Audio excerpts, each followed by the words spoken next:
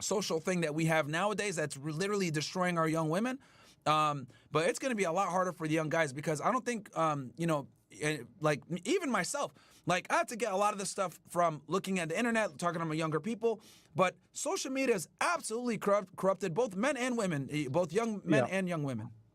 You know, that much I can understand, especially the pornography side of it. Like we grew up and kids, we had access to nudie magazines, and you'd have to go to a store and ask for the top shelf or go into the movie store and go behind the beaded things. And if you wanted to catch a glimpse, and now it's like the most hardcore at your fingertips. I can't imagine what that does to kids, and we're going to have to figure this out because we got 3 kids of our own. Yeah, totally ubiquitous. It's wild, right? Like, used to be very hard to access. Now it's, I mean, thankfully they got rid of it in Florida where you have to log in and show your age, which is good. But yeah, man, I mean, this is like all of these, the ubiquity of pornography, social media, etc. Like all of this has been extremely destructive, and I think it's going to have some serious consequences for the next generation. This is the question I have to ask. When you said, you know, like, women get used to talking back, yada yada, and I know I can hear the snowflakes screaming, and part of me says, well, okay, people are equal, and if someone wants to be a rude jackass, well, they'll end up divorced like 50 some odd % of people out there.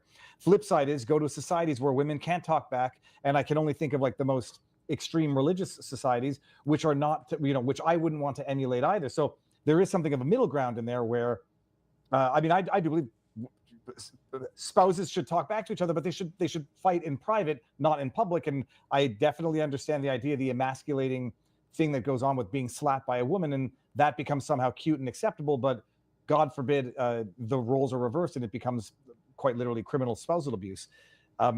I don't know what the middle ground is. When I say talk back, I mean as in, I'm not saying like, oh yeah, you know, Sean Connery or girl. No, what I'm saying is that. And for those who don't know, Sean Connery talked about slapping a woman if she was rude to him.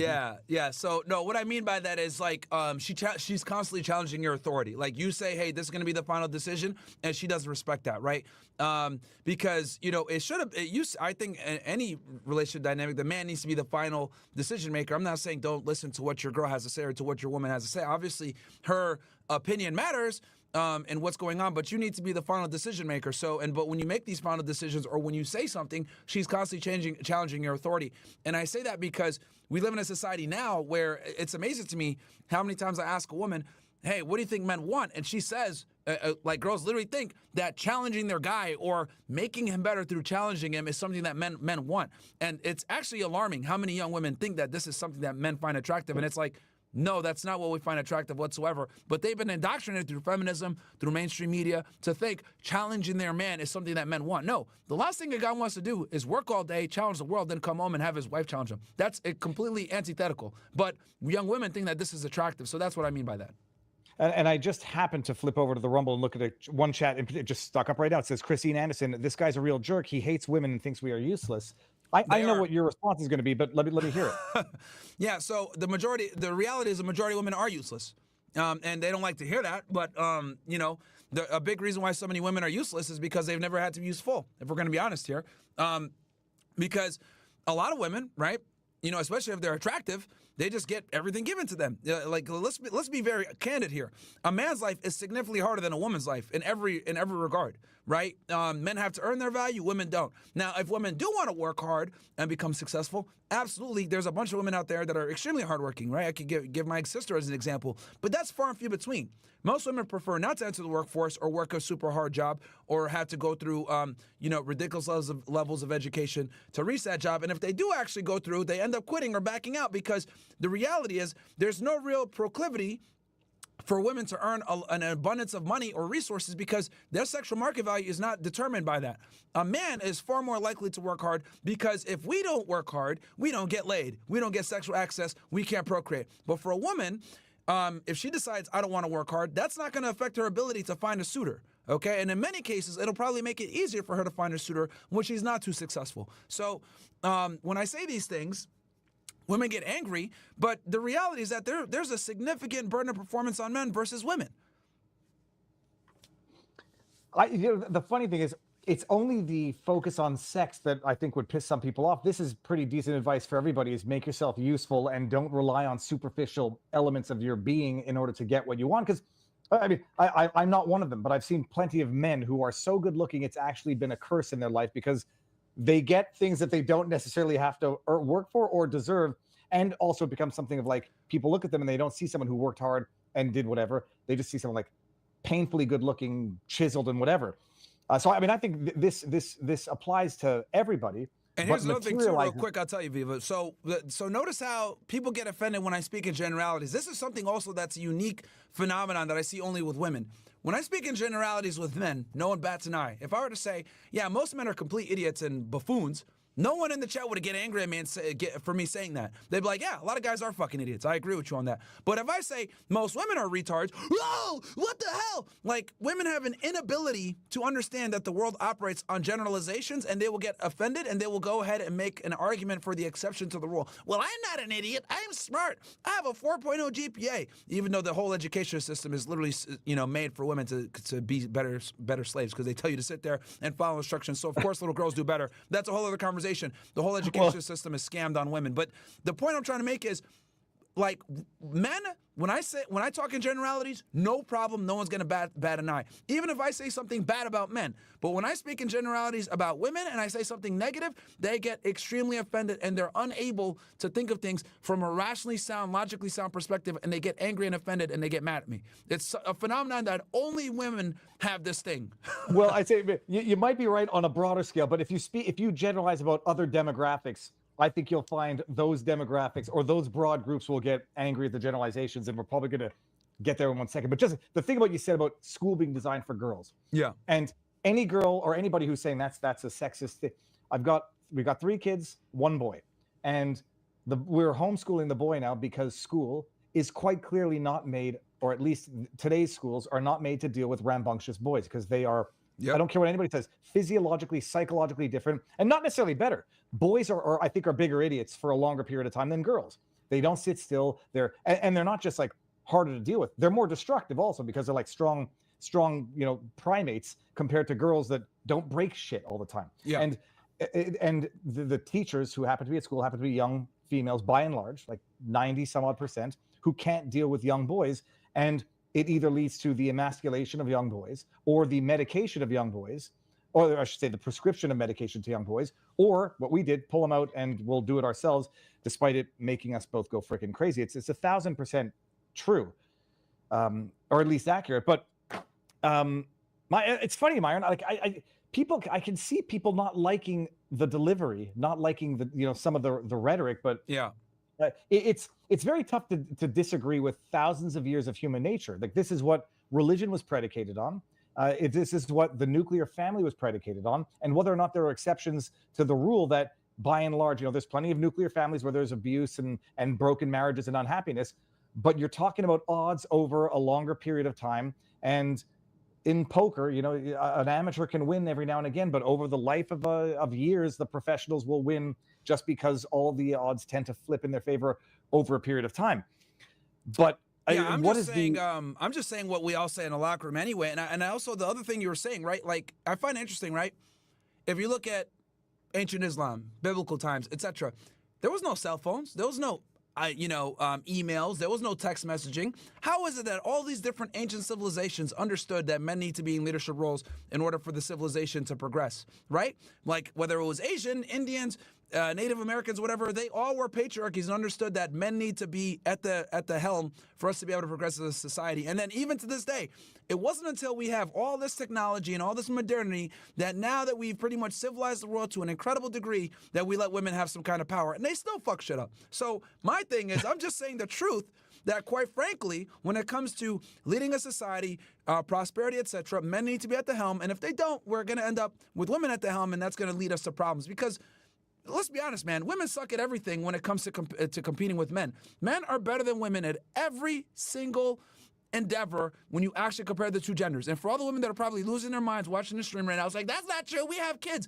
Well, you need us to have kids, you dumb bimbo. So the reality is, in every regard where humans can compete, you put a man against a woman, we are better than them.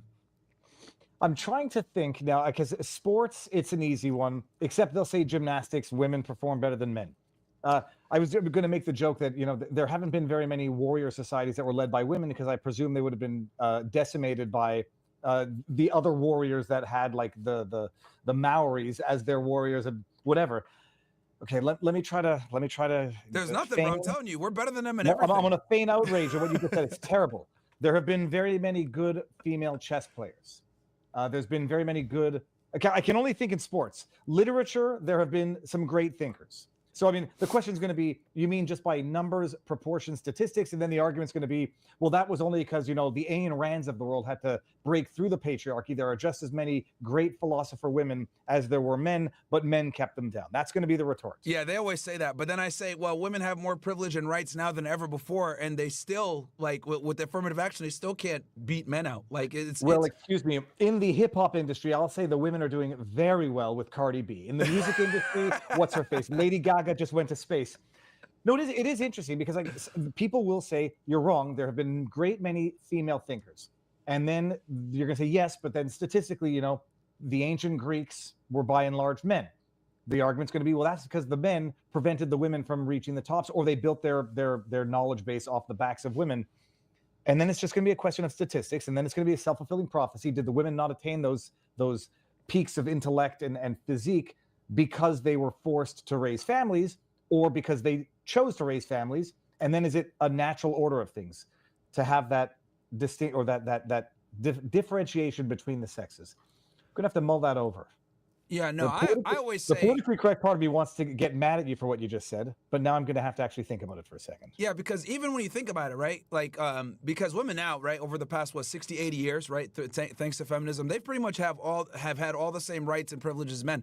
Why do they still not dominate STEM? Why do they still not dominate infrastructure jobs? Why do they still not dominate certain fields where they can make quite a bit of impact? And the reality comes down to men and women are simply just different, and women aren't interested in a lot of the things that men are interested that just tend to lead to civilization growth. Women just aren't interested in this stuff. You know, I'm trying to well, STEM, industry, anything that's not based on strength as a general requirement. So take out athletics, take out oil rigging. I am trying to think of endeavors that are purely intellectual, and then whether or not you reach something of a parity.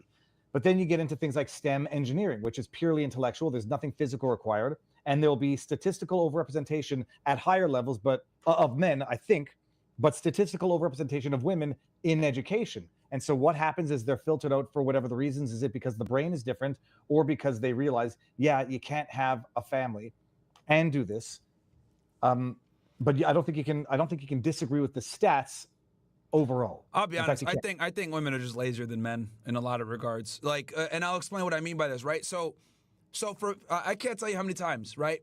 I've met a guy. He had to sacrifice, and this is anecdotal, but I'll go somewhere further with this. Men will sacrifice, right, a dream because they understand. Damn, I can't be a musician and make a bunch of money. It's just not gonna happen. I gotta go ahead and do a job that I hate doing because there's a burning performance on me to get out there and make money. I gotta become an engineer because my family told me I need to do this or else, whatever, right? They'll sacrifice doing what they do. But women, right, they'll go ahead and they'll also kind of sacrifice. Okay, my family told me I gotta be a pharmacist because I can't be a singer, whatever. But they're far more likely to quit that job and pursue what they want to do, or find a man that will allow them to take care of, you know, the provisioning and stuff, and then they'll go ahead and pursue their dream. So in other words, like, women have a back door that they can escape out a lot of the times where they don't necessarily have to be the provider. But for men, it's like, if you don't provide, you're not going to get sexual access, no one's going to respect you, etc. So we have to work. Women don't, right? That's the difference. I can't tell you how many times girls will have a degree, right, in a certain field, and they'll just quit. They'll say, I don't want to do it. And they just won't do it because they don't need to. Versus the guy, he doesn't want to do it, but he still has to get up every day and do it. Well, now I've got there's a logical problem here, is that on the one hand, you're saying that, you know, women should be the homemakers and not endeavor to do what the men do and become senior partner at law firms. Yep. But then unless you're suggesting they're not quitting to raise a family, they're just quitting because they're lazy and not actually doing the other part of what you think that they should be doing, is the natural order of things, which is building a home.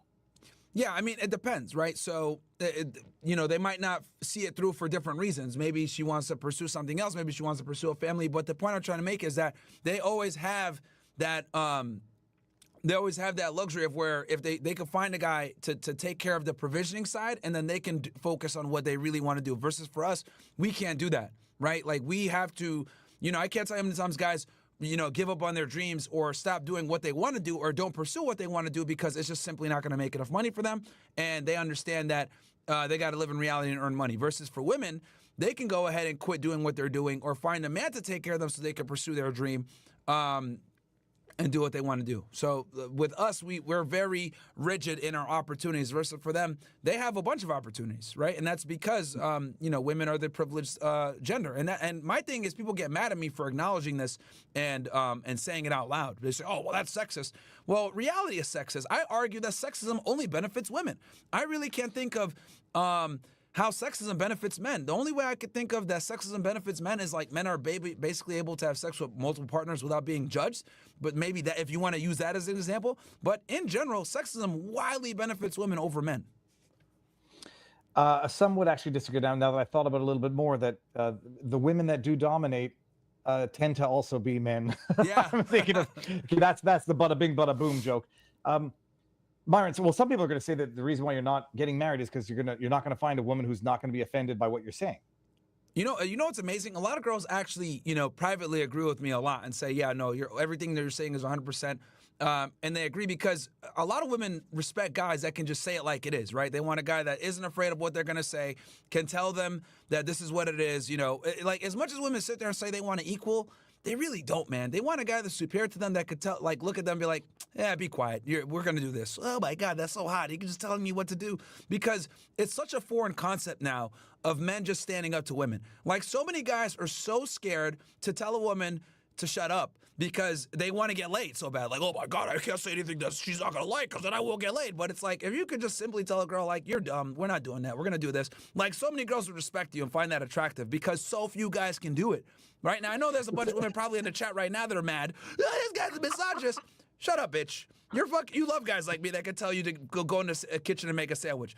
Women want guys that tell them to go back in the kitchen. You know what? For all you guys that watch the stream right now, it's okay. I got y'all. If you guys are watching this with a woman, hey, go get him a sandwich. Now, if she doesn't get up and get you guys, if she doesn't get up and get you a sandwich right now, guys, you might need to rethink what you're doing. All right. So now, some people are going to get wildly offended, and I would say, first of all, if you can't hear what someone says and you don't like it, and you're going to get offended, you're a bit of a baby. I'm looking at you, Myron. I'm saying like this would lead to a divorce in my family, not because I'm a beta male, but because first of all, maybe it's a different time where, and maybe I'm just fortunate that I don't actually disagree with my wife, or we don't disagree on meaningful things. So like we don't have to have these critical arguments on issues that would otherwise drive a wedge in people's marriages. Like when we moved to Florida, we both agreed. It might have taken some persuasion on my part, but not this type of force or psychological force. When the kid came out of school, we both agreed. And so like we're in simpatico. But some people say, like, if I told my wife to go make me a sandwich, I'd get fucking divorced. And some people are going to say that's why people do get divorced, is because some of the men, it's not a question of being dominant and the man who could defend them, but being verbally abusive and psychologically abusive. Well, but I know that maybe most of what you're saying is sort of tongue in cheek. And also you got to have a bit of a spicy delivery to. Yeah, the reality is, right, there's a reason why women want a guy who's stronger than them, taller than them, and can tell them certain things, and there's a reason why they love books like 50 Shades of Grey. They want that dominant sort of man. I'm not telling you to be walking in the house all the time and be like, hey, come here. Like, I'm not saying do that. But what I am saying is that women are very aroused by and attracted to men that could put them in their place when they get out of place. Because let's be honest here, there's plenty of times where women will sit there and try to test you and, try to disrespect you and see how you respond. Sometimes you just got to be able to tell her, shut up. Okay, I'm watching the game. Shut the fuck up. Go make a sandwich and be quiet. And she might like pout like, no, that's so mean. But deep down she's like, damn, like that is hot. This guy could tell me what it is. And a big part of the being a man is being able to identify when you need to do that, right? Like it's obviously you can't do it every day. You can't be Sean Connery, but at the same time you also can't be a wimp where you're scared to do it. You need to be able to wield that authority and be able to do it when you need to. Now, of course, there's going to be women in the chat that are going to get mad and be like, oh, that's not true, blah, blah, blah, because these are unflattering realities about female nature because, they've been fighting for decades to be treated as equal. So you get this guy on the podcast that comes in and tells you, like, yeah, they're actually aroused by you telling them to shut the hell up. They're not going to like that, right? But the truth is, if you're the right guy, they will like it. But that might be good, and I'm putting it in quotes, that might be good advice for having sex and short-term relationship, short-term dating, but not for a marriage. Because I view marriage more like a corporation, and you're working with the vice president type thing. Although who's the president? I view it as a corporation in terms of the relationship. that might be good advice for dating, but not good advice for marriage. But time will tell, and success leaves clues. But Myron, if people are offended by this, let's get into the one that's really gonna piss them off. Sure. Israel and the Jews. Myron. Okay, we sure. have to get into this. Sure, let's do it. No, I say tongue in cheek. You got in trouble recently for. I think I gave you a bit of a hard time, and I'll explain it. But people say at some point, the people who take a trajectory like you in terms of what you talk about on the internet, eventually you find yourself in the rabbit hole of the Jews are behind everything, question everything, even, I say basic historical facts. Did you get into the most trouble for some of the things you said, not questioning the Holocaust, but rather questioning certain elements of the history of the Holocaust? How much flack did that get you into? And did that have anything to do with whether or not you were at risk in terms of going to England for social media posts? Yeah, so my thing is, look, I think we've been lied to about a lot of things, right? Not just World War II. We've been lied to about 9/11. We've been lied to about the Iraq War. We've been lied to about the conflicts in the Middle East in general. We've been lied to about the USS Liberty. Hell, we've been lied to even about October 7th in many regards, right? And that's in modern day society. So, in many wars, right? So I think the important thing here, the bottom line is, I think people need to be able to look at what's going on and be able to question things in a healthy manner. Obviously, you don't want to get into the whole, conspiracy theory rabbit hole and go deep down in there and just, become an autist. But I think people need to be able to critically think and look at everything with another set of fresh eyes and be able to, assess what we've been told the truth about and what we've been lied about. Because, there is an absolute trend here where, many big historical events we've been lied to about. That's the, and full disclosure, people can accuse me of whatever. I've had this discussion with people where, the term Holocaust denial has taken on such a broad meaning now, where people come and say, well, let's talk about the numbers, talk about the extent, and that's Holocaust denialism. And it's illegal in certain countries. And I've always said, you need people to be able to discuss this, because if you don't allow them to, on the one hand, it will legitimize their views in their mind, and it'll actually legitimize the conspiracy theories in the eyes of others.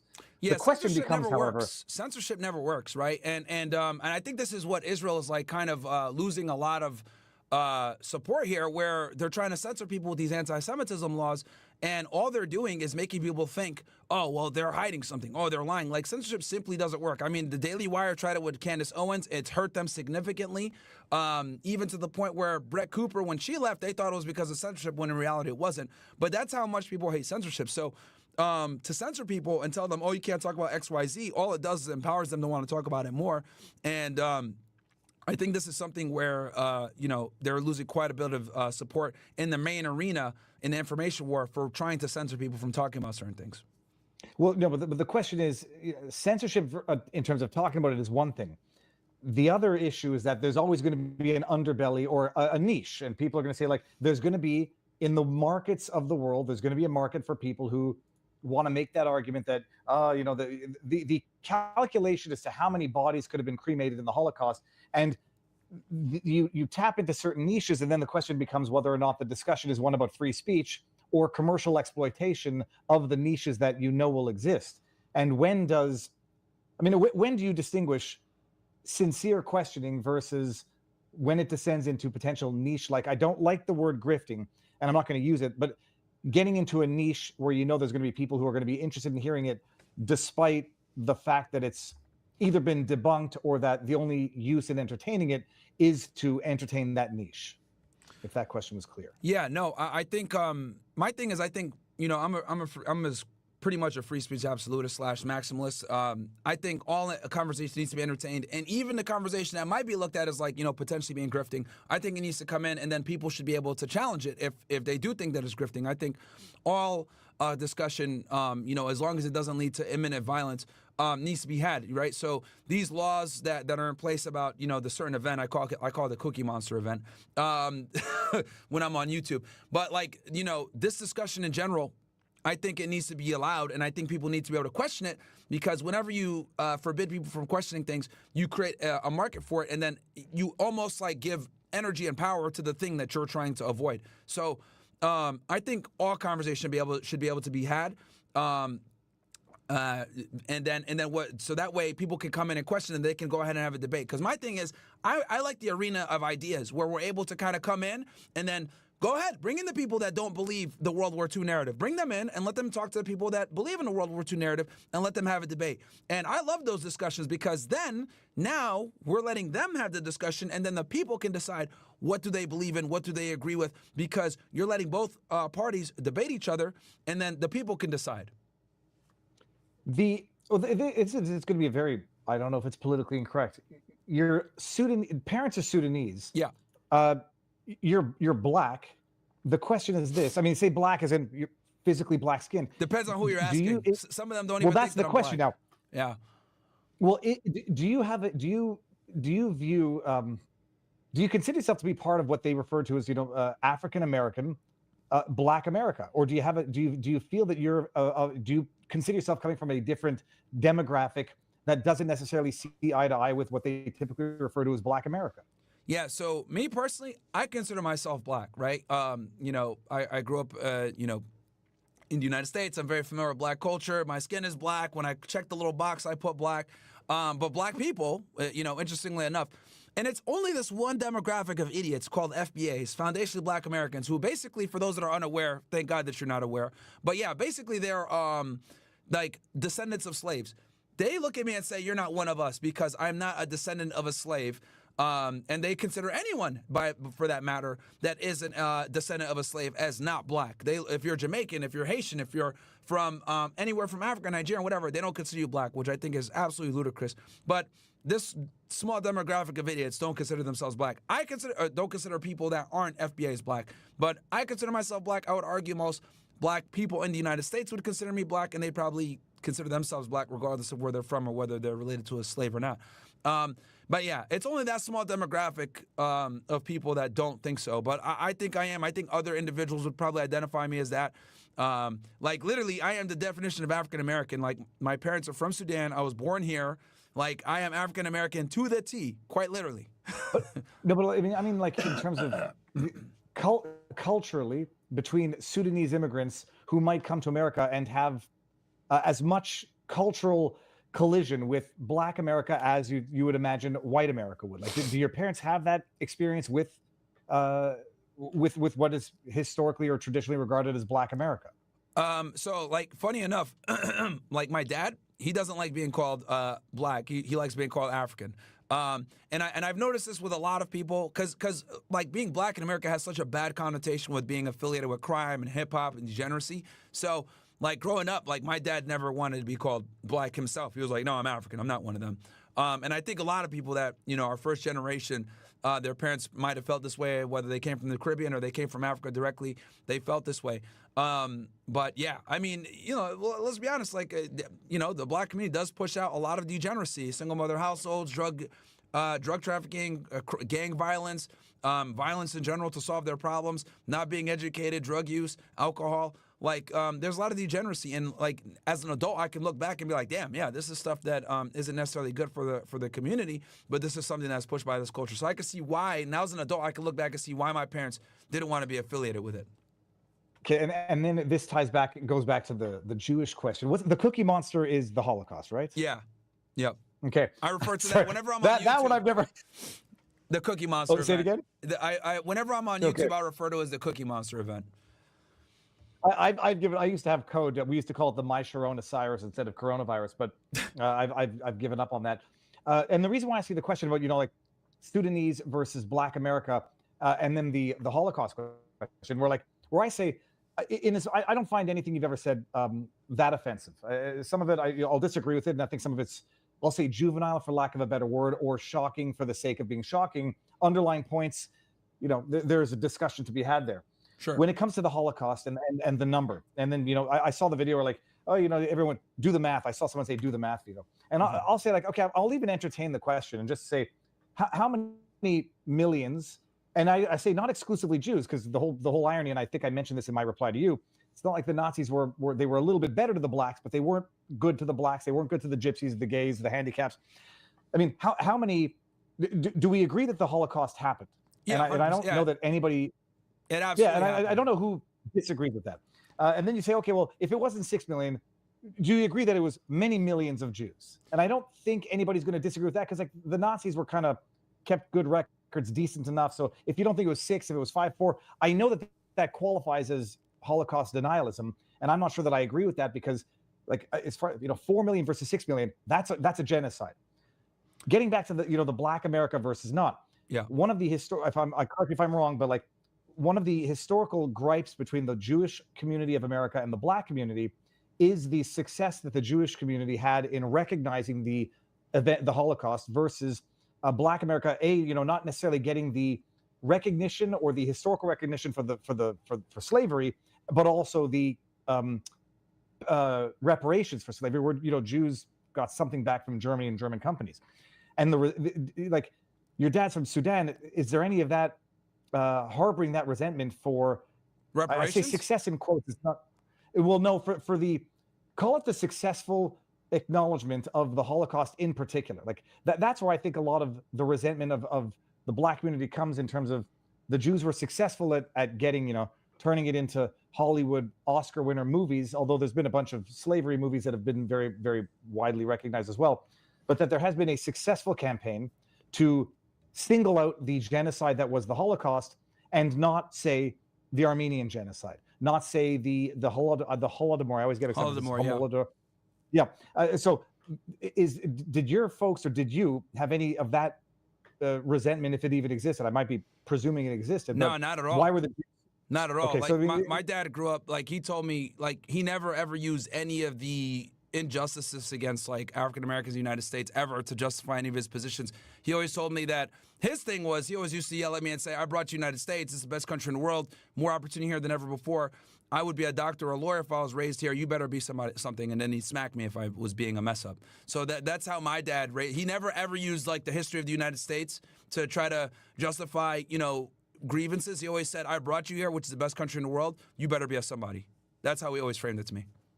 All right, Never and now the other mindset. question is, the flip side to that question is, you talk about the cookie monster, the Holocaust, Yeah. and people can get mad at you. You also, and I know it, you deal with the Black community just as bluntly in terms of statistical overrepresentation. Does the Black community ever look at you and say, well, you're the son of Sudanese, you're not part of the American Black experience, and so what you're saying about us, we take offense to, because there's historical reasons, or you're picking on a small demographic to come to broader sweeping generalizations of Black America at large? Yeah, no, that's 100% the reason they come at me. They always say, well, you're not one of us, so therefore you can't comment. That's their argument 99% of the time. But what I tell them is, I tell them, like, not only have I dealt with a lot of the obstacles that you guys cry about, whether it's poverty or being labeled or being racist, getting stereotypes thrown at them, because, people used to follow me around the store and think that I was a criminal as well. Also I had to deal with the whole, after 9/11, I had to deal with the whole, I hate the term Islamophobia, but, people there was me. distinct. Yeah, there was distinct stereotyping after 9/11. It went from the Russians being bad in every movie to Middle Easterners. Exactly. So I and I hate to even use this, like, whether, like, but yeah, I got it on both ends. I got it from the being Black, and I also got it for being Muslim. So, like, I can sit here and put myself in a victim box too, but I refuse to do that. So when they say that and say, oh, you can't even comment on this because you're not one of us, I'm like, well, I've dealt with a lot of stuff that you guys have, but that doesn't even matter, because my thing is, I don't think you have to be a part of a group to be able to comment on said group. If you're able to identify, patterns, or you're able to see things, the truth is the truth regardless of who reports it, right? So I think this whole concept of you need to be a part of said group to be able to criticize group as well. But the only reason the FBA's use that is because it insulates them from valid criticism, saying, well, you're not one of us, you can't comment. And that's what a lot of these low IQ individuals use to kind of curb criticism from themselves. Myron, what is the post that you've taken the most flack from? Man, so I get a lot, because I'm critical of, obviously I'm very critical of Zionism and Jewish power. I'm very critical of the Black community. I'm very critical of, I got a lot of slack actually for the H-1B visa stuff. I talked about, bringing in Indians to the United States to work these H-1B visa jobs. Elon Musk didn't like that. So yeah, man, I get it from all angles. I've been critical of Islam as well, even though I grew up in a Muslim household. I said it a bunch of times where I don't think Sharia law is compatible with a first world democracy where freedom of speech is a paramount principle, because unfortunately, Sharia law doesn't allow you to engage really in freedom of speech. You look at any of these, even the wealthy Arab countries, the monarchies and the dictatorships.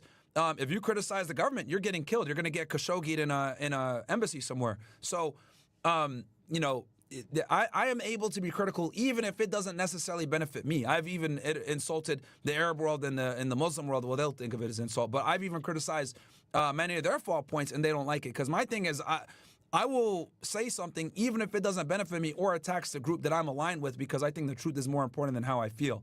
So there's many things I'm critical for. But yeah, people are obviously most aware of how I'm critical of the black community, critical of Israel quite a bit.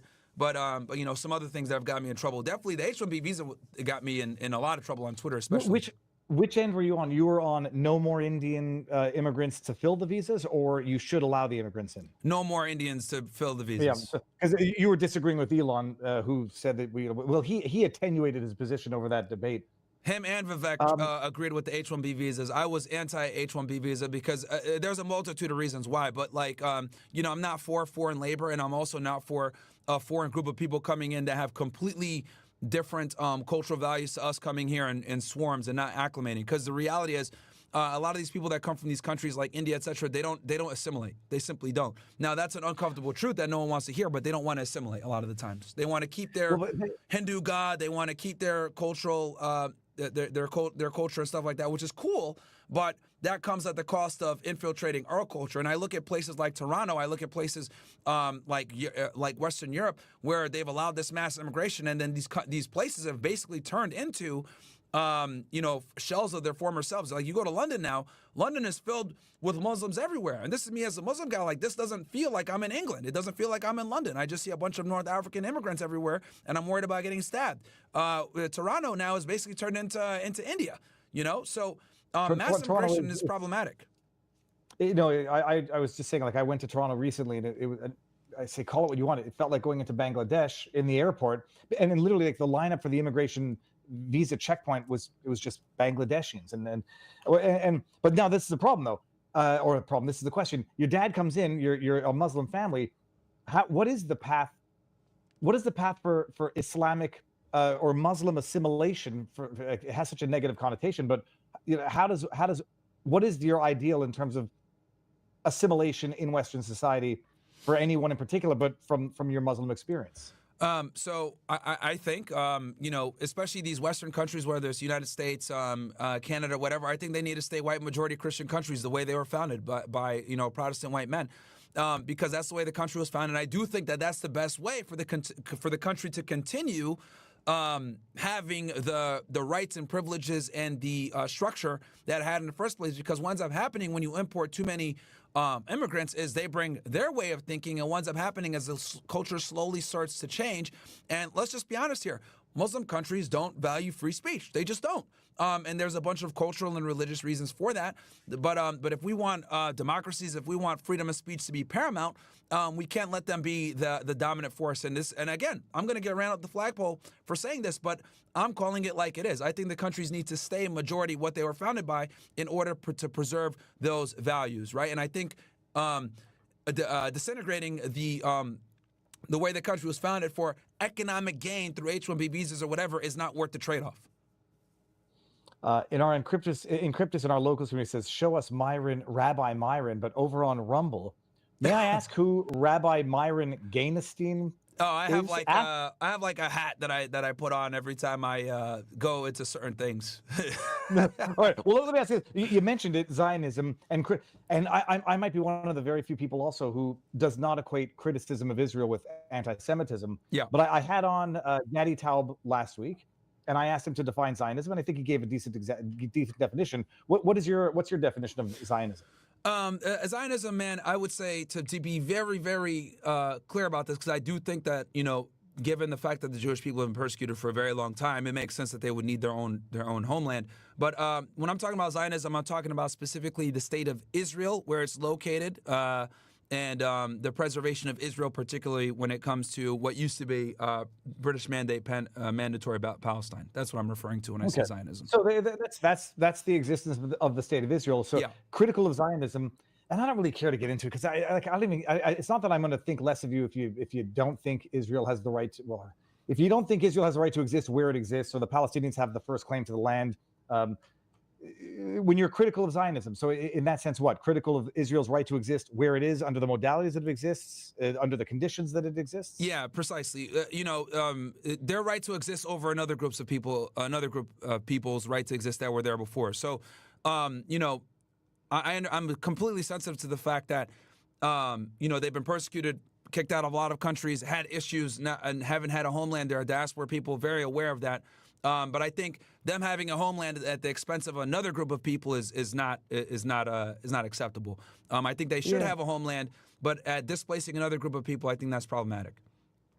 Yeah, and then I said, I want to say I'm not interested in, because I know what the responses are going to be, and then I'll ask you the question: how far back do you go in terms of who was displaced from the land of Israel? And then you'll say 200 years, and someone will say 2,000 years, and that's why the Jews get to have it back. And this is where, like, it's just then it becomes a religious debate, and then it becomes a biblical thing. Then I know exactly what you mean. Like it's like almost you go down this hole that no one's ever going to be satisfied with this with it. So no, I completely understand why you might not want to get into that. And that's totally cool. And people ask me, it's like, well, are you Zionist or are you pro-Israel? I was like, first of all, I can easily evade the answer because Israel exists whether I like it or not, or whether you like it or not. And I'm not there to say Israel should not exist. It's like, am I anti-Canadian? Canada exists. A lot of natives would say Canada shouldn't exist where it is because it displaced a lot of natives, not just a couple hundred years ago. To which I'll say, well, Canada's there, and I'm not advocating for the destruction of Canada, and therefore I respect the country of Canada's right to exist. Now, what I will say is this, though, because I agree with you on that like at this point, like, bro, we got to deal. Israel ain't going nowhere, right? I've said this a million times too, as well, for the fanatical, pro-Palestinian people. I tell them, look, Israel's not going anywhere. We need to figure out a two-state solution. Okay, that's the only way that we're gonna fix this, because Israel ain't going nowhere. Obviously, the Palestinians aren't going to go anywhere. They're trying to get them to go somewhere, right? As we saw with we're going to take over Gaza, whatever. But I think the only way that Israel's going to be able to live in peace in the Middle East without constantly having to worry about being attacked is they're going to need to come with a two-state solution. Now, we can make the argument about, who's been preventing this, whether it's Netanyahu or whatever. But I think at this point, the only way to move forward is we need to come up with a two-state solution. Now, that's where I think the conversation needs to go. This whole of, who has historical rights to land, whatever, that's irrelevant now at this point because we are where we are. So I do think the path forward is a two-state. Yeah, well, and that's where I was also. But then the question becomes two-state under what modalities? And some people say two-state with the right of return, which is effectively a one-state. Others say a two-state, and then two-state with one state that refuses to recognize the right to exist of the other. Eventually we'll get there. I mean, the Irish, the IRA, or the Northern Southern Ireland, they resolved their differences after enough people got killed, but it looks like we're not yet there in the Middle East. Myron, if I may see if I have any questions in the chat for you. Sure, man. Sure. Well, let me read this. It's not a sponsor, but Biltong, if you want to talk about healthy foods and healthy meat, Biltong has his own channel. He's a great guy. King of Biltong, get some Biltong. Go to Biltong USA, code Viva. And Guido240 says, Myron, you're wrong. Sure. Women were first class, and now they're second class. Now second class, they were held on high and taken care of, and they had it before making suffrage. This is, well, the religious argument to this is that it's not sexist to say that the men and the women have separate roles. Some people consider it antiquated, and if you consider it antiquated, then go live out your wildest modern dreams and see how that works out for you. We can certainly see the way it's playing out to some extent in modern American society, but then you compare it to other countries, and then you'll never find an ideal, or you'll find some better ideals than others.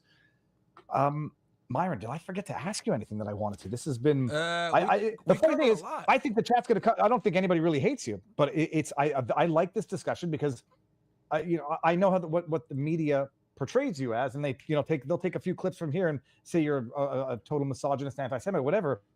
You're a reasonably thoughtful, thought-out guy, and I don't think many people are going to think ill of you after having watched a full 2 hours. Yeah, no, I appreciate that, man. Yeah, like again, all my worldviews, right? Whether it's, people say my views on, Israel or Jewish people or, or Islam or immigration, whatever, I'm able to always explain how I came to that conclusion. Now, people might not necessarily like it, but what I've realized is when I'm able to, get the opportunity to explain why I have the worldviews that I have, people kind of say, okay, you know what? I see how you came to that conclusion. I might not agree with it, but I can see how you came to that conclusion. So it is what it is. I understand that sometimes the way I put my ideas out might be crass or rude, and people might not like the deliverability. It's deliberate. You know, it's deliberately provocative, and some people might call it immature or whatever. But it's, first of all, if people don't like it, they can listen to someone with a British accent say it in a much more polite manner and cloak the verbiage and whatever exactly whatever is more palatable. Myron, so are you going to stay live on your channel afterwards, or are you going to end this at the same time? Yeah, I'll probably still stay live. I'll cover some news and stuff like that. We'll probably go until I think like 8 p.m. when we do Fresh and Fit. But yeah, I'll go on a little bit longer. Okay, Encryptus, this guy that you're looking at right now is the Viva Fry equivalent of the Jamie, Rogan's Jamie. Encryptus, what's up? You do have some other tip questions. A couple of people in the chat wanted me to remind you, and I just have to say this was freaking entertaining as hell. The chats were off the chain. You've got about... Yeah, I'm happy to hop on whenever. Love you, 20% screaming hate. Yeah, no, we could talk about, like I said, I'm still chilling. So any questions you guys have on anything, if you guys want to expound more on whatever you guys want. I know that we kind of went surface level and a lot of the stuff weren't able to go deep, but whatever you guys want to chat about, I'm always happy. I think we went deep on, we were good on some of this. Let me add this one over on locals. Boopsy says, ask him, having many women makes you judge and compare each woman. That's my argument against that level of promiscuity environment, because once you've done that, it becomes you've led a very exciting life. It becomes very difficult to settle down with. I would argue, I would push back on that. It actually makes you appreciate girls that are good more, right? So when you deal with, what I've realized with men is when you've dealt with a lot of women, right, that are annoying, because a lot of women are annoying and stupid and not really interesting. When you do find one that is, we tend to appreciate that more, because men don't get the same level of options and volume when it comes to dealing with the opposite gender that women do. So when men are in a position where we're getting, attention from women, or where we're getting treated well, we tend to appreciate that far more. This is why being a nice guy as a man doesn't work, but being a nice guy as a woman absolutely does work. And Encryptus says, there are women in the chat who do agree with him, as well as women who do not agree with him. All in all, show and the chats are very entertaining. And then says, that's from Pants on the bottom. It says, with Viva, W Viva, W Myron, W interview, which I think means win. Let me just go see. I'm gonna take it out just so I can get... yeah, the women that don't agree with me tend to be fat and ugly a lot of the times. So it's all good. The idea, it is amazing that I was talking to some younger kids, like, where do you meet people these days? And I'm old school dog run, but you go to the dog run now and people are on their freaking phones and nobody's making any human to human interactions. Censorship versus truth. Grift thrives in lack of knowledge. And there's Europa, the last battle. There's a video there. Is the chat room going crazy? My iPhone and even my PC joining chat room and never getting there. I don't know if it was going that crazy. Okay, here, Rich987 says 1360. When it comes to Afro-Americans, I'm not going to read that word, that'll get me canceled. You and Barnes are deranged as Ben Shapiro and Glenn Greenwald. I don't even know what that means. I know the 1350 is the idea that 13% of the population accounts for 50% of the violent crime murders. Oh, it's even less. It's like because blacks make up about 15% of the U.S. population. About half of that, so 7 to 8% is men. And they make up about 50%. and the age bracket. So it's like it's probably maybe 1 to 2%. But again, the question is, is the purpose of that to say there's something genetic within Black America, or is it because they get convicted more because it's a racist institution, or they're prone to it because of poverty and historical inequalities? But the bottom line is, I think it's a multitude of things. It's obviously, the culture. It's the, what they value versus what they don't value. The fatherless households, that's a big one. And then this is the one that's going to get me in trouble, but IQ as well. Blacks in general have lower IQs than other groups of people. Asians are number one, whites are second, Hispanics are third, and then blacks are fourth. And people get mad when I say that. Yeah, but they'll get mad at you and they say, well, the IQ test, I mean, if you put patterns and who gives a shit about the IQ test, they're going to say that is a culturally irrelevant and patriarchal or white patriarchal test in the first place. I'm not convinced, the ability to predict patterns or detect patterns, which is what much of the IQ test is. But, like who composed whatever piece is purely cultural. But there was oh, I forget, I just lost the question. And there's been a bunch of meta-analysis that have like proved this. As much as they try to say like, oh, this is like pseudoscience, it's not true. No, it's absolutely true, and they've been suppressing it for a very long time. But IQ is tied to race. Now, does this mean that anyone that's black has low IQ? Of course not. But what I'm saying is that when in general, when races are tested, certain races tend to score lower than others, and this is just what it is. Now, sorry, that's just how it goes. Well, and I remember what the comment was that I was looking at in Rumble. It said Jews per capita, which is where I wanted to go with this. Because some people say, well, good, IQ doesn't necessarily translate into criminality. It doesn't necessarily translate into being a good person. And then the flip side is, well, the bottom line is you're talking about statistical overrepresentation. Mm-hmm. You said something earlier about Jewish dominance or Jewish influence. I forget what it was. It was talking about Zionism, Israel, and Jewish power. Sorry, that's what I think it was. Okay, yeah. Elaborate if we can all get ourselves into a lot more trouble today. Yeah, sure. Well, what that means is basically the overrepresentation and the influence in certain what I call trigger points in society that allow for basically the ability to preserve Israel, right? And preserve Israel utilizing this network of different individuals in different places, different industries of different positions of power for the self-preservation of Israel. I'll give you an example. So Donald Trump, right? Donald Trump was able to get into office. A lot of people don't want to admit this, but let's be honest. He was able to get into office because of the Zionist lobby. The Zionist lobby of someone like Myron who gave him $100 million, who obviously her husband, Sheldon Adelson, made a bunch of money as a casino tycoon. Then someone like Bill Ackman, who made his money in a whole other different endeavor, who is a lifelong Democrat, who came in and supported him. And then other individuals as well that are Zionists that, all basically got together and said, you know what? We need the president's going to be more pro-Israel. Let's make sure that we get him in, regardless of our political affiliation because right now what matters is getting Trump in to preserve Israel. So what I mean by this is utilizing that influence to push and get someone into office for their own means. And they're able to do this by having positions of power, influence, obviously money. And that's basically why Trump is in power right now and why he's president. This is because he understood that being extremely pro-Israel was going to be critical to him getting back into office. That's what I mean. I'm trying to think if not how to push back, but just to even steelman the rebuttal to that. The numbers are relatively accurate. There was 100 million to whatever that PAC was that Adelson gave to. The question is going to be being pro-Israel versus being anti-Israel. Mm-hmm. I'm just trying to think of how to ask the question, which is going to be, and is it? So the argument is that there's rich Jews who are Zionist or who are pro-Israel that you think have the determinate impact on the outcome of the election. And then others are going to say, well, okay, the 100 million, whatever, but there's 77 million people who voted for Trump. On the one hand, either they want that as well, or on the other hand, the 77 million who are not Zionists, certain maybe some of the big ones are, wanted Trump anyhow. So the question is then, what degree is the being pro-Israel related to his election if it actually got 77 million Americans to vote for him who seemingly espoused that policy? If the people didn't like it, he wouldn't be elected. No, sure.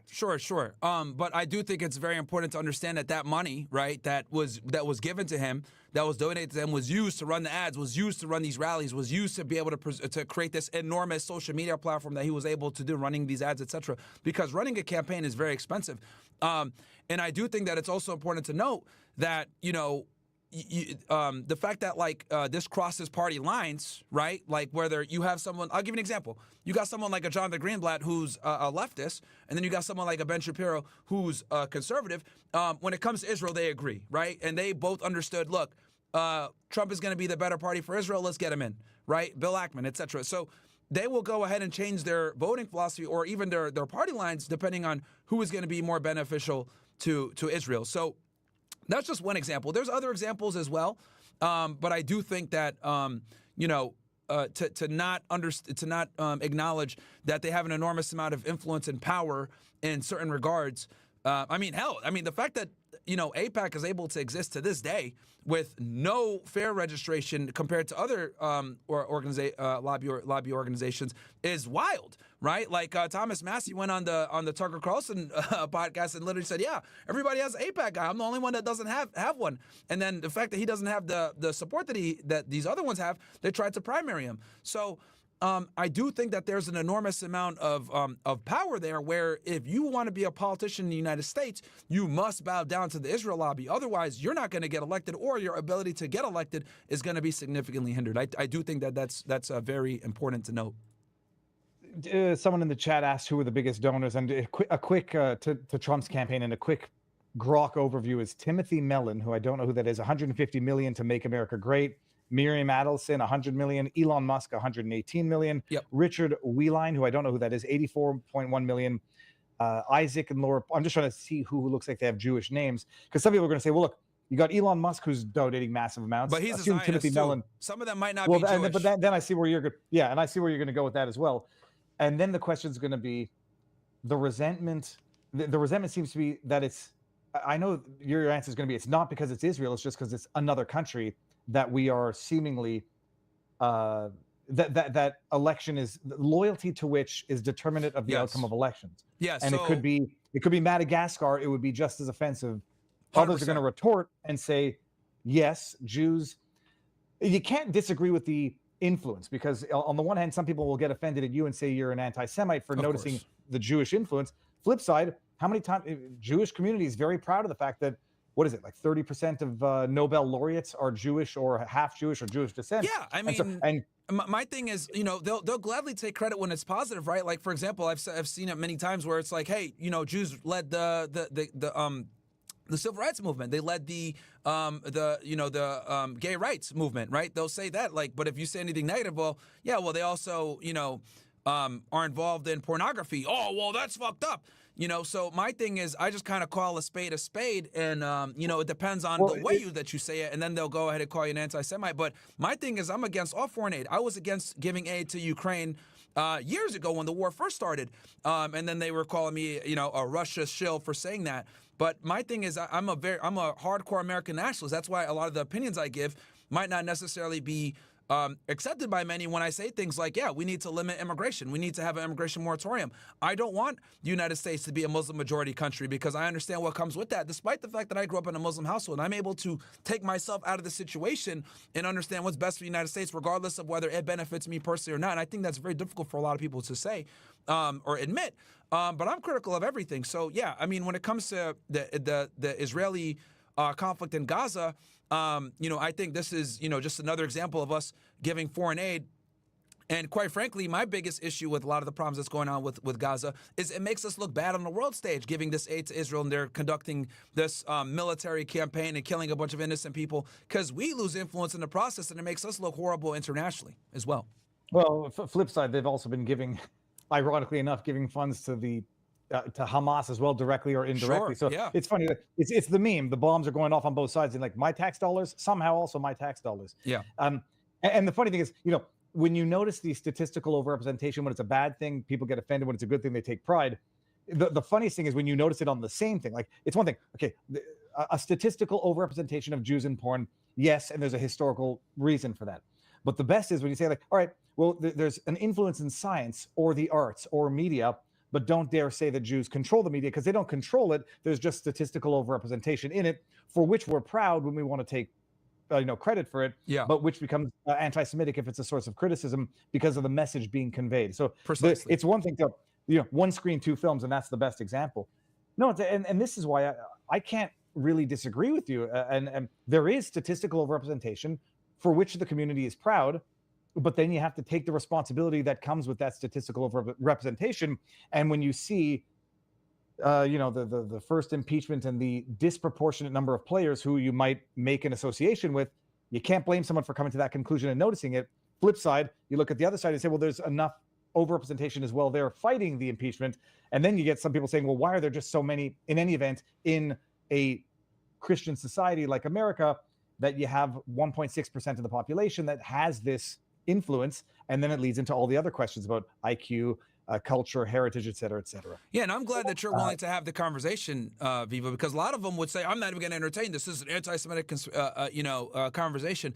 The fact that you're even willing to have the conversation, I think speaks volumes. And I know, yourself, you're ethnically Jewish, but you're willing to have these talks. And, I think that's very important that, we can have these discussions and be critical of our own people, like I have been with Muslims, and you have been with Jewish people or Zionists, whatever it may be. Though I was critical of Israel's response to October. I mean, I'm critical where I think it's warranted. I'm not, and I hate the tribalist mentality that like, Viva, if Israel ceases to exist, so will you as a Jew.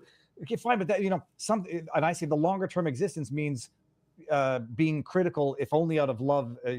Even assume that critical could be either because you want to destroy or because you want to build up. When I'm critical of Pierre Poilievre, some people say it's because I hate him. Others might say because I expect more from him. But I had on a guy, Gadi Taub, last week, and he's a proud Zionist who does not any longer believe in a two-state solution, and I can understand his argument.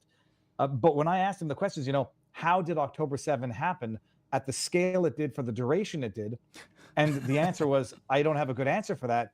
That's in and of itself, kind of not a good answer when you're relying on the same people who are at the helm of that catastrophe to determine the proper response to that catastrophe. Yeah, I think Netanyahu let it happen. I think the conspiracy theory, I think Netanyahu let it happen, man, honestly. So I asked him about that because there's two, depending on your political leanings in Israel, there's two conspiracy theories to that. Okay. The left would say Netanyahu let it happen so that he could justify expanding, or, I'll say, the criticals of Israel or the anti-Semites would say, Netanyahu let it happen on purpose to justify expansion. When I asked this to Gadi Taub, he said, there's some people who think that the left allowed it to happen so they could blame it on Netanyahu. Because, I was explaining, like, there are people who hate Netanyahu in Israel as much as libs hate Trump here. Yeah. And so I said, well, so then how do you know they didn't let the intelligence lapse? And then, his argument is, for both sides, do you think anybody would let 1,000+ people get slaughtered in the most horrendous manner possible? And I mean, if you're thinking about humans as normal humans, that would be your response. But there's a bunch of libs out here that I would have no doubt would love to see something terrible like that happen to Republicans and Trump supporters, etc. Yeah, and I would say too, just so that actually add to that. I was going to say one more thing. I want to get Myron's take on number 7, building number 7 and killing people. Sure, I'll talk about building 7 here in a second with 9/11. So real quick, when it comes to October 7th. When it hit me that something was wrong, so the day after October 7th happened, a lot of people don't know this because they buried this story. Egyptian intelligence came out immediately and said, we warned the Israelis. We told them that Hamas was planning this attack. We had seen them on our intelligence services had seen them planning this attack and staging it. We told them. Now, the reason why that's important is because Egypt has the agreement with the United States where our aid for Egypt, because it's a very poor country, they have a lot of debt, our aid for Egypt is contingent upon them playing nice with Israel. Jordan as well. Jordan and Egypt are allies to Israel because we give them quite a bit of money to play nice with them. So when the Egyptians came out and said, hey, look, we told them about this, we warned them about this, that told me right then and there, I was like, oh, wow, they want to continue to get their aid. And they did warn the Israelis because they know that their aid is contingent upon this. So that's when I started to question, like, okay, something's going on here, how the Israelis, who have the most advanced border, like that area is one of the most secured areas in the world. They have an enormous amount of technology. How did they let these guys with paragliders and rudimentary World War II weaponry, like, get through? I had actually asked that to Gadi as well. First of all, I remember that story about Egypt warning them, and I remember I tweeted out about the time. I could go back and get my tweets, but one of the theories was that they didn't actually warn them. This was Egypt, again, trying to make Netanyahu look bad as though he didn't heed to the warning. And when I asked this historian, how did it happen? He said they became too reliant on technology, and I'm like, that's I mean, okay, fine. That all you're explaining to me is like grotesque criminal negligence to let this happen, to have allowed this to happen under your watch in the first place. But how does it explain the amount of hours that it took for the military to respond to some of these villages? Israel's 6 hours across by drive, let alone jets and tanks and whatever. And again, no good response. And so it's either the most catastrophic criminal negligence imaginable, in which case I wouldn't empower that catastrophically, critically negligent a machine to wage the proper response, or something far more nefarious. And after everything we've lived through, yeah, I mean, you can have very evil people out there who enough said on that. Building 7, Building Myron. 7. What I mean, Yeah, so I did an episode. Building 7 obviously was blown up. Sure. So everything with 9/11 as a line, this comes back to like the whole, where I question every narrative, whether it's World War II, we were discussing earlier, the Cookie Monster event, 9/11, USS Liberty, all this stuff. So when it comes to 9/11, right, I did a whole podcast on this with a guy named Ryan Dawson, really smart, one of the best 9/11 researchers. But long story short, I also brought Richard Gage on my show to talk about this. Building 7 was a controlled demolition. No ifs, ands, or buts about it. 3,000 plus engineers agree. A plane did not hit Building 7, but yet it went down perfectly in a symmetrical fashion. And not only was it a controlled demolition, it was a controlled demolition to the degree where whoever put the bombs in there did it at a perfect level, textbook controlled demolition. So, which, leads to more questions with 9/11, like how the hell is it that these random hijackers were able to hijack these planes, crash them into these buildings, and then the third building that goes down in a perfect fashion alongside the Twin Towers, which also went down as in a controlled demolition fashion. And there's a bunch of reasons for this. I mean, I can go in so many different ways, but I'll just, to answer it, controlled demolition 100%. Well, look, and again, I'll be called crazy because everyone's excuse for the Twin Towers was jet fuel planes, and okay, fine. What's Building 7 then? That it was burning and the fire, whatever they called them, the water sprinklers were not working, and that melted the foundation. There has never been a skyscraper, a metal structure, a steel frame skyscraper that has ever fallen, collapsed as a result of a fire, except 9/11. The excuse being, well, planes never flew into them. Neither did that happen with Building Number 7. And what was in Building Number 7? There was very important information being stored in that building. Government agencies were there. There were definitely government agencies there. I know that one for a fact. I think some private. The other thing that's also very important for people to understand, again, not to get into a Jewish conspiracy, but I do think it's important, worth noting, the person that purchased the World Trade Center was a guy named Larry Silverstein. Now, anyone that's familiar with commercial real estate in the United States, to get a loan for commercial real estate, you need to be able to demonstrate that that the property is profitable to be able to get a loan from the bank, because Larry Silverstein got a loan from the bank and leveraged, and he put just a little bit of his money in and was able to procure the entire property. Now, the problem is that with the Twin Towers back then, they had a big asbestos problem, and a lot of a lot of the office space that was there wasn't rented, right, for that problem. So this was $1 billion stake that needed to be done to basically get it all done, and it would have cost more to get this asbestos problem handled than it would have cost to just build a whole new structure. So he got this. So not only was he able to get this loan to purchase this property, despite the fact that it wasn't cash flowing, but he also was able to get a very unique terrorism policy on the World Trade Center, which was also weird. Now, I know some people might say, well, Myron, he was able to get this terrorist policy because back in 1993, the World Trade Center had a bombing with the failed attempt by Ramzi Youssef. And I would agree with you on that and say, yeah, you're right. There was a failed terrorist attack to bring the World Trade Center down back in 1993. Who ended up, Ramzi Youssef is actually the nephew of Khalid Sheikh Mohammed, who planned the 9/11 attacks. But the point is that, too many similarities there. And then not only that, he bought the property literally like in July before 9/11, the same year that 9/11 happened. So, and there's even more to it there. I don't know where you want me to go with this, but there were people that were going into the World Trade Center that were Israeli intelligence assets, and this has been documented now at this point at a wide level. But just too many problems. And I think we focus so much on Al-Qaeda and that connection and the Saudi Arabians, which, yes, they were involved in 9/11. I'm not going to sit here and say Osama and them weren't involved. They were. But we almost always avoid the Israeli intelligence angle that was very prevalent in 9/11. Encryptus. So both of you guys, you said you didn't know who the tenants were. I'd love to give you that information. Oh, no, I was going to pull it up. Solomon Smith Barney, major investment bank, leased 37 floors. This is the World Trade Center 7. U.S. Secret Service, CIA, Department of Defense, IRS, SEC, Office of Emergency Management, other tenants. Encryptus, who else? My focus was CIA, SEC, U.S. Secret Service, and IRS, and the financials. It's a government building. Yeah, it was. I don't think there's many people who actually think that one fell down as a result of natural fire, because it makes no sense even based on the explanation of the time. Yeah, even NIST, NIST couldn't properly explain it, where they were the ones that were tasked with covering, how the buildings.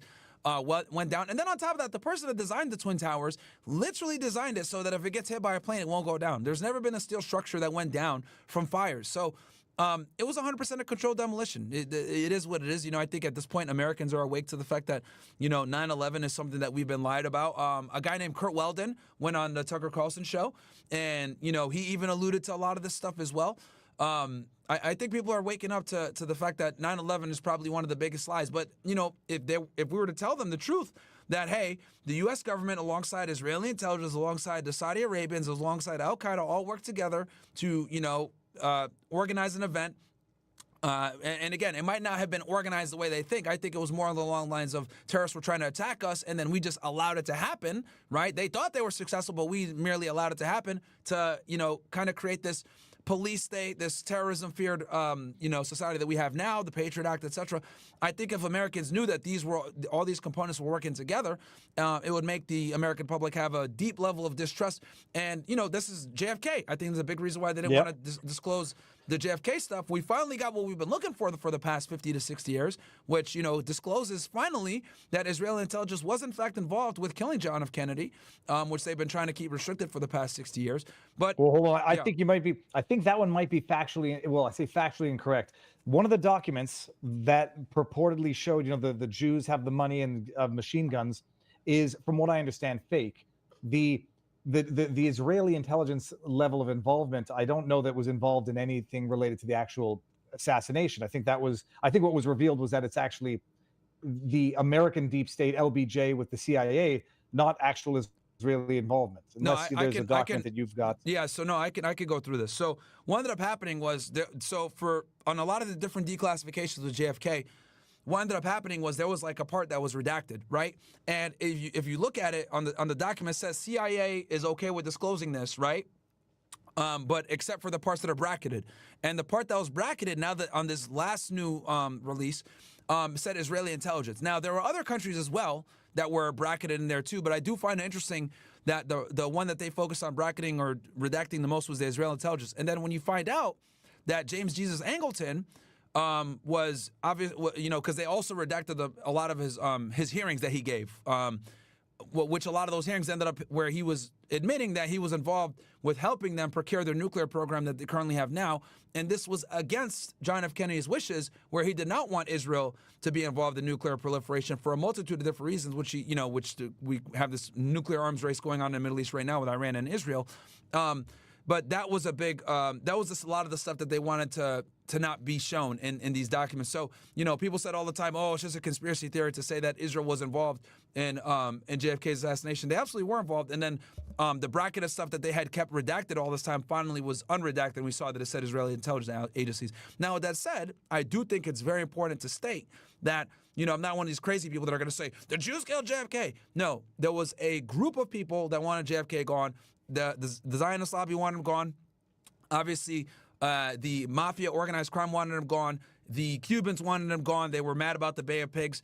The intelligence agency wanted him gone because he threatened to smash the CIA into a million pieces. Alan Dulles had an axe to grind with him. There was a lot of people that wanted John F. Kennedy gone. So to put all the blame on the Israelis is disingenuous and intellectually disingenuous. But I do think that all of them had a shared interest in getting rid of him for different reasons. Well, I know that I know the guy who I consider to be the brain of the JFK assassination, and he'll listen to this afterwards, and he'll be screaming at the screen. But who was it? Mark Robert. He would be very fun to talk to. I'll see if we can hook it up. I got Corey. I can hook him up. All right. And his take. And I mean, he's one of the. I think he is. Him and I know that he would say he knows more than Roger Stone and Roger Stone and. Oliver, hold on one second. Who's the director of JFK? No, Oliver Stone is the director of JFK, and Roger Stone. I'm going to make the same mistake. One of those. Well, I could debunk the Roger Stone movie right now. The problem with the Roger Stone movie, JFK, the famous 1991 film that chronicles Jim Garrison's pursuit to find the killer. The problem with that movie is it doesn't cover the Israeli angle whatsoever. And when you find but some people are going to say. My understanding is that the Israeli angle never existed until very recently, where no one actually credibly or seriously thought Israel had anything to do with it. And my understanding is that the recent disclosures don't actually prove that. what they do prove. The it Jewish existed. element. I'll tell you why. So I'll tell you what the fascinating reason why. A lot of people don't know this. The reason why they didn't cover the Israeli angle is because the person that funded that movie was a guy named Arnon Milchan. Arnon Milchan is a Jewish billionaire Zionist who was a spy. He literally admitted this on Israeli television. He was a spy, and not only was he a spy that worked as part of Israel's unacknowledged nuclear program. So in other words, his job was to ensure that Israel's nuclear program stayed unacknowledged and stayed secret. And this guy funded the JFK movie. So when you actually look at it, it makes perfect sense. The person that funded the JFK movie was a spy for Israel that was focused on making sure that the nuclear program never saw the light of day. And then when you find out that JFK's biggest issue with the Israelis was quite literally because of the nuclear program, it makes perfect sense why the JFK movie was funded by this guy and clearly omitted the nuclear angle with Israel, because this had been known since like the 80s. There was I forget maybe it was a Doug Valentine. I forget who the author was that wrote about this. I mean, the book was banned everywhere, but he did go into this in Doug Valentine or something like that talked about the Israeli angle. It had been out for a very long time. So they knew it back in the 90s, even when they did this movie. It's just that Arnon Milchan made sure to never mention that part in the movie. And then what ended up happening was the JFK movie ended up becoming the most famous piece of media that documents the assassination of JFK. And this is why so many Americans are completely unaware of the Israeli angle. I'm reading a chat. Here. Mark Rubert helped on that movie. He knows Oliver Stone and advised on this, and he's the one who says very clearly that information was fake. And which information is fake? It would be a wonderful debate to have here. Which information was fake? One of the new releases which talked about which mentioned Israel was apparently a falsified document, and I don't want to make a mistake as to which one it was now. But no, look, that might be a fun discussion to have with Mark. I won't get into it because I know I'm not the expert on this. Sure, no problem. Jen Mole over on Rumble says, great guest and great show as always. Thank you. And TT Fulltimer over in our locals community says, you can like this or not. And with the population of the USA, 100 plus 70 divided by 2 equals 85. Why, looky there. Okay, I don't know that. I'm going to have to figure that one out in a second. And Big Bad Bob. There are pictures of 2 so-called Israeli art students, for some reason, renting 2 entire floors of the Twin Towers, standing between a massive number of boxes on both sides, from floor to ceiling and wall to wall, with a company label on those boxes. And that particular company made nothing but demolition materials for the demolition. He's referring of tall to buildings. Team E11, if I'm not mistaken. And that's just one group. So here's the thing. With 9/11, and I'll go over this real quick.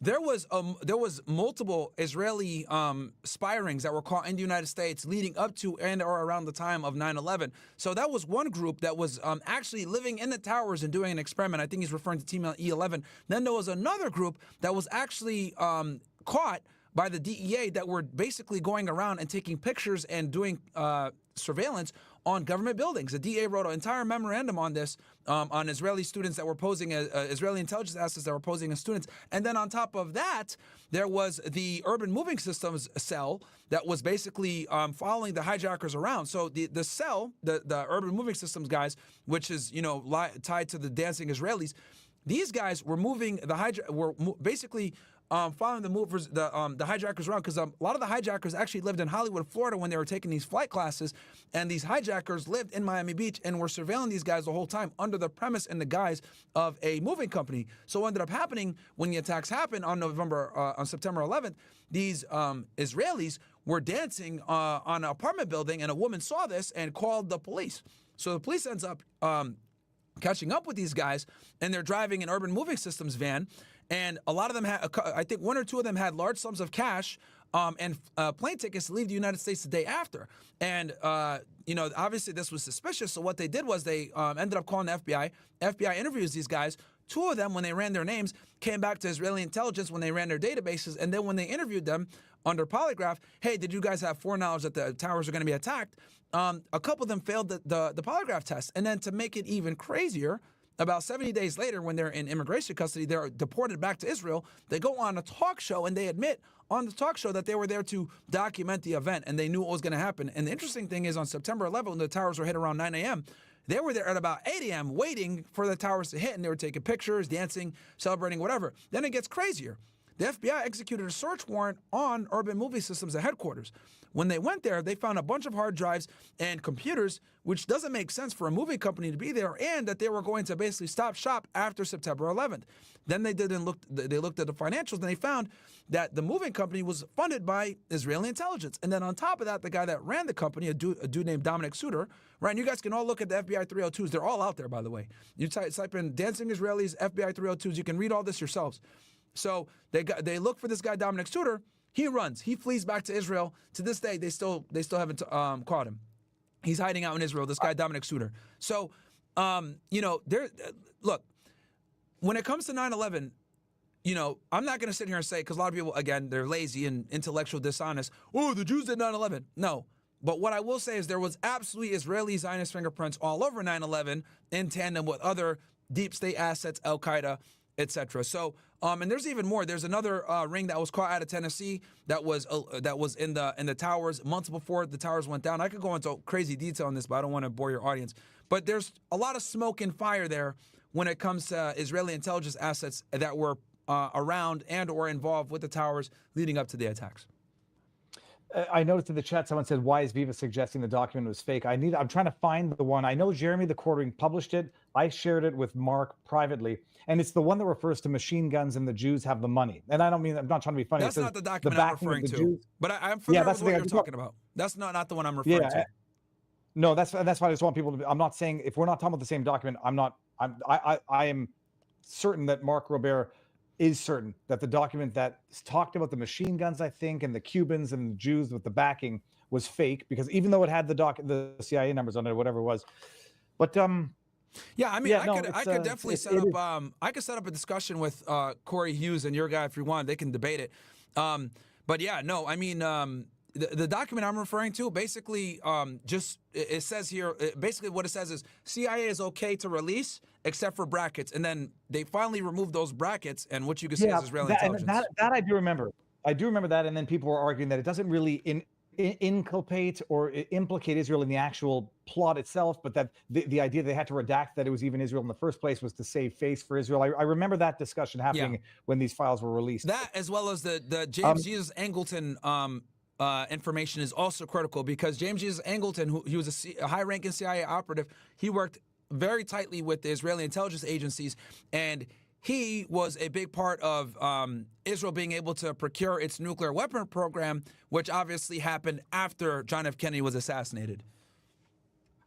First of all, Viva, I don't get scared for things like this. I only get scared for immediate events of potential violence, and that's the fight or flight syndrome. Viva will get the call after this live LMFA. That's funny. Just so you understand, with total independence comes certain limitations, but comes certain freedom. First of all, they don't have my number, but no, I don't. It's funny. It's funny that they just would say as that, a joke. But we've already went over a bunch of different things that most people would never touch. So it's funny that they would say that about you. It's a beautiful thing. I know. I think they mean it tongue in cheek, but because Gotcha. I won't get the call because they won't make it to me, because there's no point in making it to me. Myron, we're going to do this again, and maybe sooner than later I'll come back down to Miami and we'll do another one. But you're always welcome.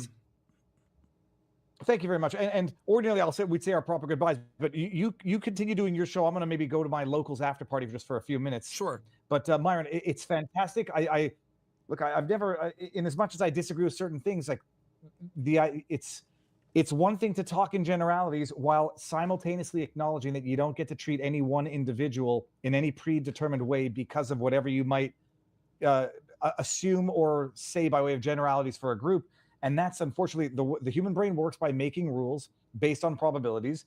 But the true, I would say, criticizable behavior comes when you treat an individual differently as a predetermined basis before even having any discussion with that individual. And I dare say, Myron, I like you. And I appreciate you. I appreciate you allowing me the ability to speak and kind of convey my ideas. And though you might not agree, you're open to hearing it out, which I think is something that's like kind of lacking in today's society, where people are able to, have a discussion and talk to people and say, you know what, well, okay, you think this way. Can you tell me why you think that way, right? And I really appreciate you affording me the platform to be able to give my worldviews and why I think the way I do. And what I love is that if you've said anything factually incorrect, the aggregate knowledge of the internet is going to figure it out on both of our ends. True. And then it'll make me revise, correct, and be better for the future. And the same for you. Yes, absolutely, man. And that's one of the beauties. So, no, it's always great talking with you, Viva. It really is. I always can, you know I got to bring my A game and come prepared whenever I talk with you. And it's always great to have these discussions. Done good. I'm going to go back and listen. And I know our community is going to, it was never a question of just like finding a gotcha. If some of the stuff is incorrect, I know that you would reassess as well. Absolutely. And that's what that's what it means to have opinions and be ready to be challenged on them. Thank Myron, you so much. It's amazing. I'll DM you after this and we'll meet up for coffee. All right, man. Absolutely. Take it easy, Viva. All right. Have Peace. a good one. All right. I'm going to go to the locals after party. All right. So give me 1 second, chat. I will, let me go ahead and get my camera back on here. Hope you guys enjoyed that interview with me and Viva. Boom, we're back. Welcome to the stream, ninjas. We are live, we are live, we're live. I think we're good here. Let me go ahead and get some of this stuff going. So bear with me here, guys. I apologize for the issues I had with, like, for some odd reason, the YouTube wasn't working. I had to get bills to do it. I don't know what the hell happened there. Let me go ahead. I'm going to get the chat back up for you guys. So yeah, that was really annoying. But shout out to Bills. He got it going. So give me 1 sec, chat. I'm going to go ahead and get the chat up on screen for you guys right now. Shout out to Viva Frey, man. It's always good talking with him. Fellow Rumble creator. We got into some interesting topics. Okay. All right, so I'm going ahead and making the multi-chat for you guys now. And then for my Rumble Ninja, my Couch Club Ninjas, I'm about to put you guys in the chat right now as well. We'll cover some news. What time is it right now? It's only 6:30. Oh, man. Well, we did start at 4, so that makes sense. Shout out to Bills for obviously making things happen. I will go ahead and read some of the super chats as well, guys. Sorry that I didn't get a chance to really read all the chats. Obviously, whenever I'm live, I have to, it's a little bit different.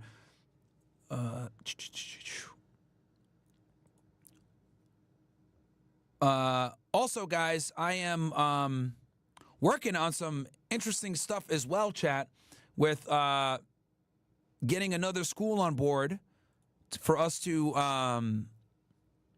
do another one of these debates. Okay.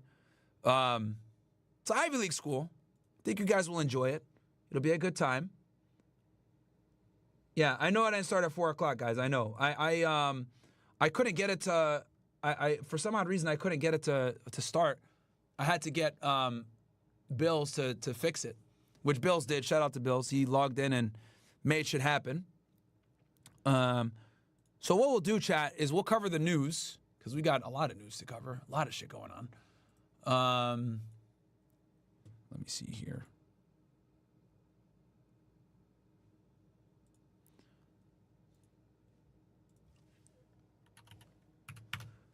All right. Okay, before I do this, let me go ahead and look at the news. Look at the chat. So we got here, Hoflation says, Myron, tell them how people got messages on their app telling them to go into work at 9/11. Ooh, didn't get a chance to talk about that. Sorry. EMAC, you feeling better? I heard you wasn't feeling the best. Yeah, bro, I felt like shit, man. I felt like shit yesterday, bro. I ain't gonna lie. Been grinding. Nav says, can you break down the new Twins pod with Nick? Starting at 109. If I get time, I don't know if I'll be able to do that today, bro. Might have to do that another day. All right. I think we're caught up. And shout out to Nick. Yeah, I saw he was on the Twins pod. He was on the Twins pod and talked about a bunch of stuff. This is the cover. Let's go ahead and cover this story. And we covered a little bit of it yesterday, but now it's hitting the mainstream media for real now. More than 100 migrants arrested in Colorado nightclub. Boom. Let's go into this. DEA agents arresting more than 100 migrants during a raid on an underground nightclub in Colorado. Also, guys, if you if you guys want, go ahead and get your stories in. I will cover some of the news stuff that you guys have here.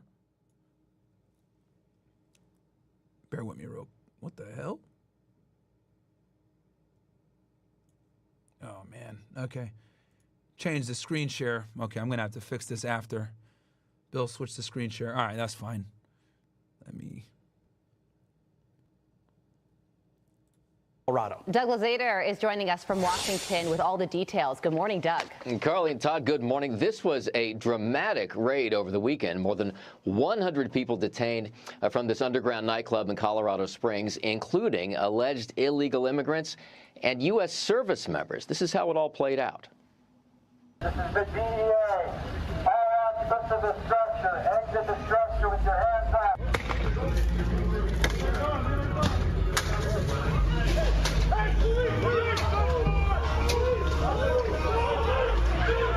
Bro, they're all running out the club. They don't know what's going on, man.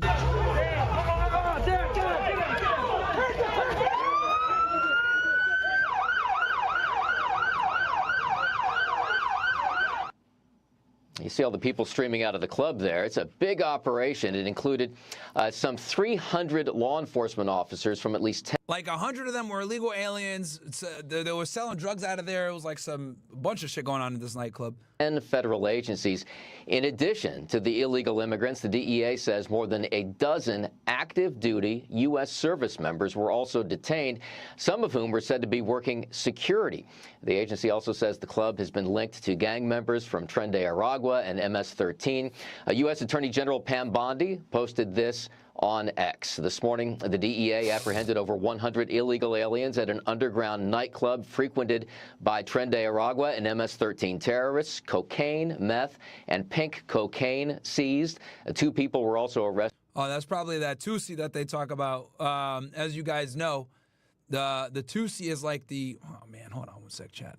Is it screen share 2, maybe? No. Screen share 3? No. For some odd reason, this is... Let me see if I can fix this chat. Oh, there we go. Okay, I think I fixed the chat. All right. There we go.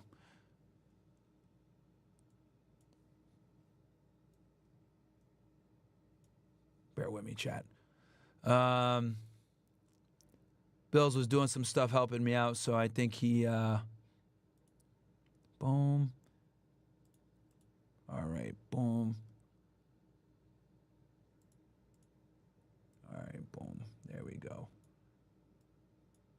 All right, I think we figured it out, chat. All right. Okay, so we're good now. Arrested on existing warrants as we approach his 100 days in office. President Trump's directive to make America safe again is achieving results. And let's take a look at what that building looks like after the raid. You see it boarded up there. We may hear much more about this through the course of the morning. In about 2 hours and 15 minutes, there's going to be a joint briefing from White House Press Secretary Caroline Leavitt and Border Czar Tom Homan. Todd and Carly. And not only that, Attorney General Pam Bondi is also going to be on Fox and Friends later this morning with all the latest details on this raid and so much more, so stick around for that. Douglas Ader live for us in Washington. Thanks, Doug, thank you. Let's bring in John Fabricatori. He is the former head of ICE in Denver and a Heritage Foundation visiting fellow, and he, of course, joins me now. John, good morning to you. The sheer number of people involved in this raid, 300 law enforcement officers from 10 different agencies, arresting 114 illegal immigrants. Some of them I ain't gonna lie, this is a crazy operation. And normally, guys, DEA doesn't do this. Nor DEA is not a Title 8 agency, as you guys know. Title 8 means immigration.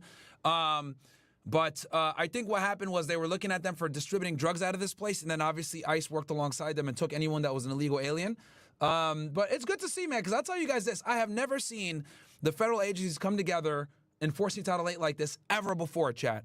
Ever before. A lot of federal agencies never want to touch immigration. I will give them credit that under this Department of Justice and under Trump, they're actually coming out, man. I can't remember the last time we brought FBI out to fucking, do Title 8 or DEA. serious criminal records. The numbers here stand out to me. What stands out to you regarding this? Well, yeah, the numbers are incredible, but this is the second club that the DEA has raided since January with a large number of illegal immigrants. This operation was very well planned, very well coordinated by multiple agencies. It was not leaked, which is great because we had a leaked operation here in Colorado, and showing the DEA taking this down with all these multiple agencies is. Yeah, literally everybody here. IRS was there, DEA. Absolutely a good thing. I also want to get your take on a situation that unfolded in Washington, D.C. Of all the idiotic things an illegal immigrant could do, one of them allegedly stole DHS Secretary Kristi Noem's purse. He was what a dumbass. arrested on Saturday, allegedly a serial criminal from Chile, racking up over 20 theft charges in just about 5 months. His co-conspirator was arrested yesterday. Here is Tom Homan on that. If you're going to rob from the Secretary of Homeland Security, that means you're going to do just about anything. So he picked the wrong target. They got right on it. He's now arrested. He'll be held accountable. Secretary Noem is a no-nonsense secretary, and she's going to continue to enforce the law. So I think this is a pure example of illegal aliens committing crimes across the cities, big and small. U.S. Attorney Ed Martin came out and said that Kristi Noem was likely targeted not because of her position as DHS Secretary, but because she did have a I don't think that the dude even knew that it was her purse, bro. If he knew it was her purse, he wouldn't have done that shit, man. I think now he's regretting that because now he's got like a federal charges on him for stealing a purse. Normally, if you steal a purse, excuse me, you wouldn't have the feds all up on you. But since this guy decided to steal a purse, he's cooked now, man. Absolutely cooked. So. Luxury handbag with her, but imagine being these two people the moment they realize that they messed with the wrong person. So your thoughts on this situation? So this looks like it was a South American theft group. We've had some issues, with them throughout the United States, and this guy just saw a target of opportunity, which is incredible that he targeted our Secretary Kristi Noem for Department of Homeland Security. She has a protection detail. We don't know if it was there with her or not, but he was able to abscond with her bag from inside of a restaurant that she was in. This just goes to show the level of crime that these illegal aliens are willing to go to get what they want. Yeah, and then another big news item when it comes to illegal immigration is what's going on in our court systems. There have been a lot of rulings against the Trump administration. One judge was recently arrested for trying to shield an illegal immigrant from ICE. So what are your thoughts on that element of what's going on right now and how detrimental that will ultimately be to President Trump's agenda in getting illegal immigrants out of this country? These judges need to realize that the Immigration Nationality Act was voted in by Congress, that it is the law of the land. And what President Trump is trying to do right now is just have that law enforced. He's trying to make communities safer. These renegade judges that are going out there and trying to shield illegal criminal aliens, illegal aliens that have been convicted of crimes before, that have been deported from the United States before.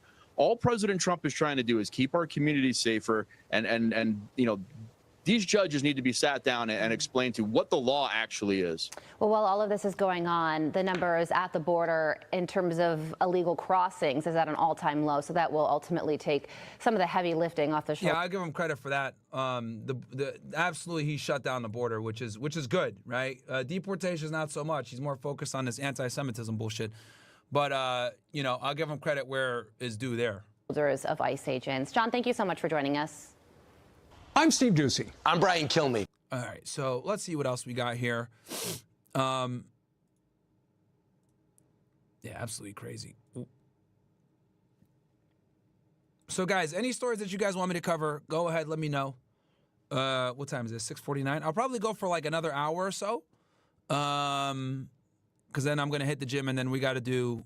Or actually, no, we gotta hit because we're gonna do Money Monday for you guys. I think we're gonna do credit cards, top credit cards for you guys for beginners. What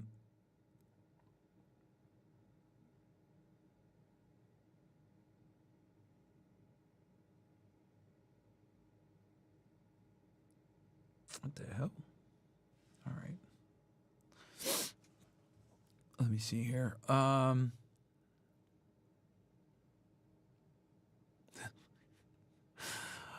Oh man! All right, so let's play this. It's always funny to watch these. Donald Trump suffered here we go. We got Dave Pakman, another prominent liberal that does not like Donald Trump.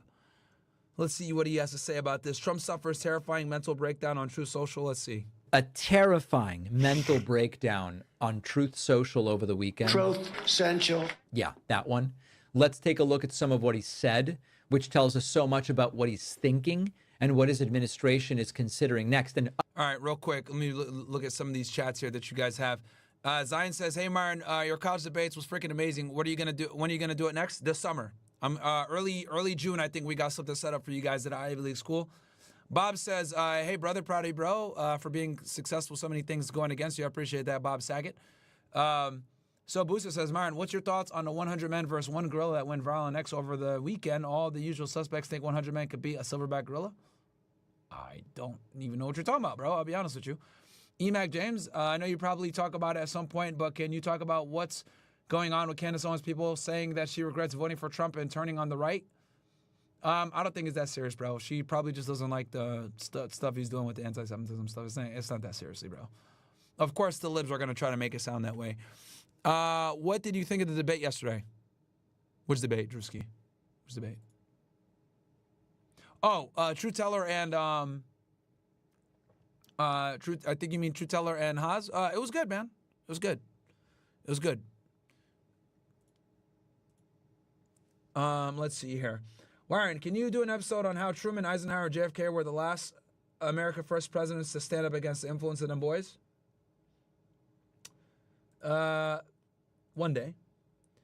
I already talked about JFK extensively. Rich, reaction to Dave Smith and Jake Shields interview. Fuentes thinks Dave Smith is controlled opposition because he says half-truths. It doesn't go all the way. What do you think? No, that's not what Fuentes says. Fuentes says that Dave Smith is the approved person to give the stuff because he is one of them boys as well. But he's opening people up to these ideas. Craig Credit says, I tripled my income since watching your pod. I'm 20, making $135K a year, ready to FHA my first property. Should I pay for my catalytic converter and start in the hood? 6K down, and can I do it now or save 6 to 8 months longer and go to a bit nicer area? Put yourself in a better neighborhood, bro. You know, it's not worth living in the hood, man. It really isn't. Understand that everything I'm going to show you here, this is really born out of desperation to change the narrative and to point people's attention in a different direction than from the economic fiasco that's growing. Let's start. Quote, just released 99.9% at the border. Best number ever recorded. 3 people got in versus hundreds of thousands in last administration. There has never been such a difference before. Congratulations, America. Looked for the data that supported this claim. Unclear what the claim even is. Was not able to find that data. It also seems that it wasn't even released by Customs and Border Protection. Trump seems to be just fabricating the entire thing. Trump continuing, quote, I'm bringing Columbus Day back from the ashes. The Democrats did everything possible to destroy Christopher Columbus, his reputation, and all of the Italians that love him so much. What the F is this guy talking about? They tore down his statues and put up nothing but woke, or even worse, nothing at all. Well, you'll be happy to know Christopher is going to make a major comeback. I am hereby reinstating Columbus Day under the same rules, dates, and locations as it has had for all of the many decades before. Now, as some of you may know, there has the liberals hate Christopher Columbus. Been a change towards calling Columbus Day, the federal holiday that is celebrated or recognized in October, to Indigenous Peoples Day. Some people now call it Indigenous Peoples Day. Many call it Columbus Day. My calendar, I'm looking now at the Google Calendar. Google Calendar still calls it Columbus Day. Different entities or organizations have different days for it. What is Trump talking about? What hill is Trump trying to die on now? Certainly one that's going to do nothing to help the fact that Trump is putting a blanket import tax called a tariff on just about everything coming into the United States. It is a distraction. It's not a particularly well calibrated or calculated one, but it is a distraction. And Trump continuing to distract about the tariffs by saying, quote, when tariffs cut in, many people's income taxes will be substantially reduced, maybe even completely eliminated. Focus will be on people making less than $200,000 a year. Also, massive numbers of jobs are already being created, with new plants and factories currently being built or planned. Doing a lot of heavy lifting here. It will be a bonanza for America. The External Revenue Service is happening. It's so important to understand. I already mentioned earlier in the show, we take in trillions in federal income tax. Tariffs in 2023 brought in 80 billion. Okay.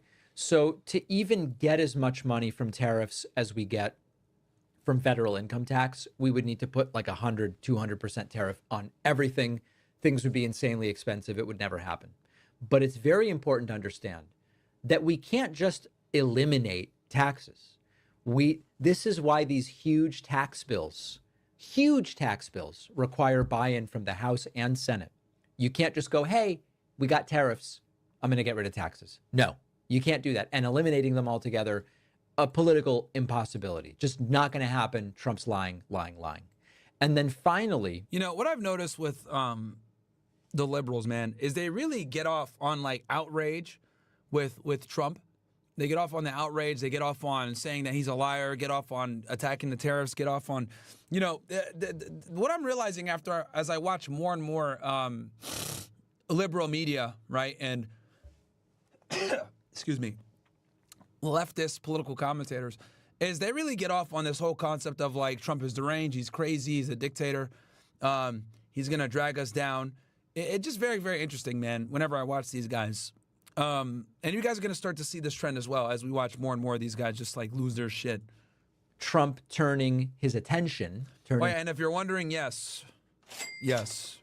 His attention on Act Blue.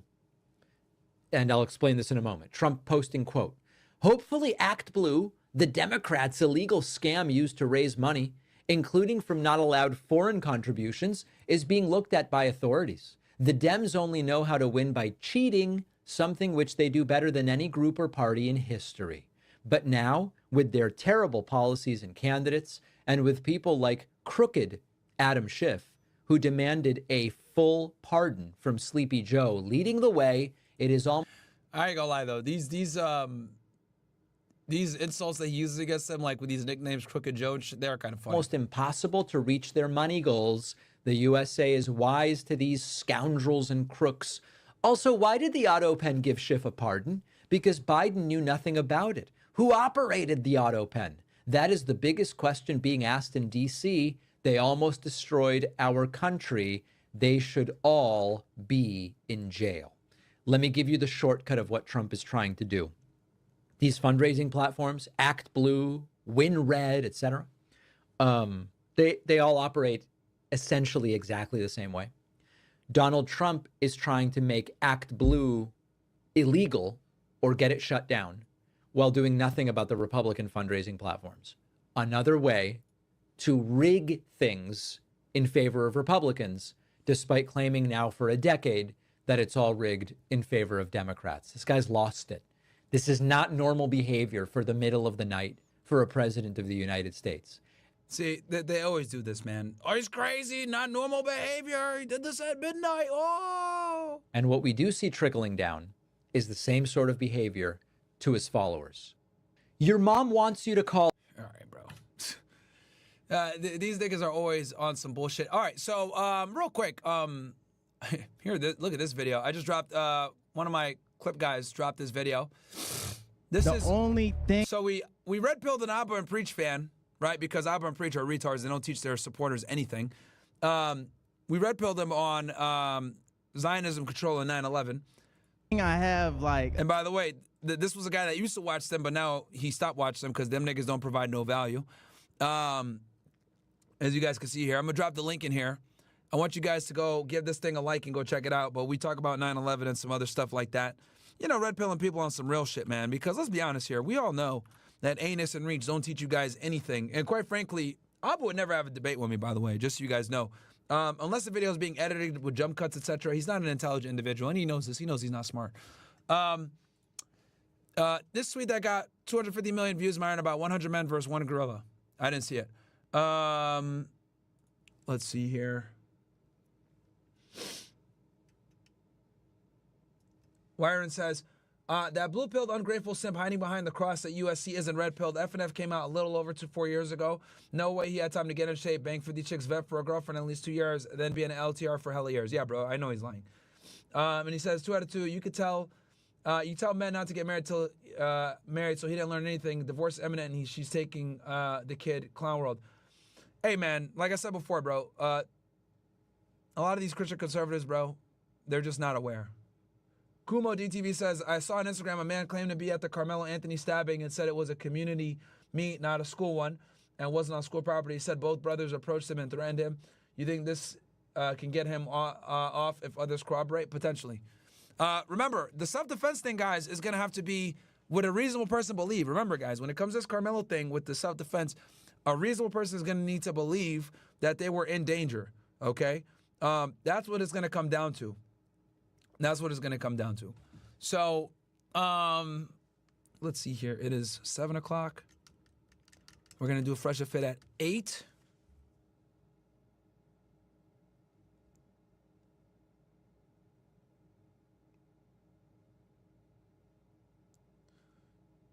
Because I got to get a workout in, guys, and we got fresher fit coming up. So, what I might do is I might close this out now, which, by the way, guys, I apologize that I wasn't able to get the YouTube stream up. So what I'll do is for my YouTube guys, here is the full YouTube, the full Rumble stream from earlier. I'll pin it for you guys. The Viva Freight interview. Okay, it's there. So I think I'm gonna hit the gym now. Work out. Someone said Myron provides no value. Thank you, Motion. If I provide no value, I don't know why you're here. Then I'm going to go hit the gym. We're going to do Fresh and Fit, and we're going to teach you guys the top 5 beginner credit cards. Then we got after hours. Okay. Yeah. I think that's going to be the move, chat. I don't want to get off, but I do need to hit the gym.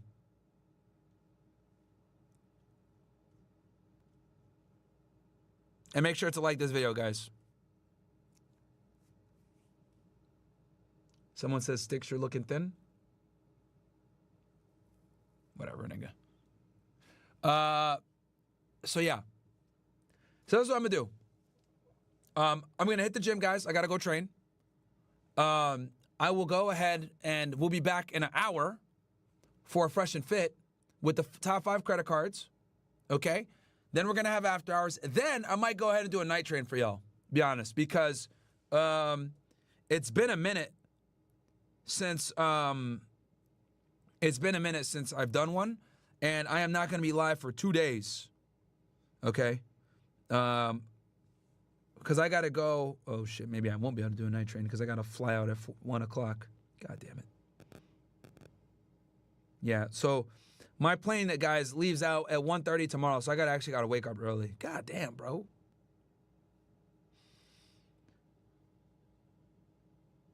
And then I leave the next morning. So I'll be back on May 1st to do the debrief. Okay? So Raid Fresh and Fit, thank you for doing that. Okay? Top 5 credit cards coming up. I'm going to go hit the gym now, guys. All right? I love y'all ninjas. I'm going to go hit the gym now. Okay? And then I'm going to be flying out tomorrow for Tim Pool, for Timcast. And it's going to be a good time. So, love y'all ninjas. I'm getting off now. Maybe I'll do a night train depending on how I feel or what time we get done. Love you guys. All right. Fresh and Fit in about 1 hour. Peace.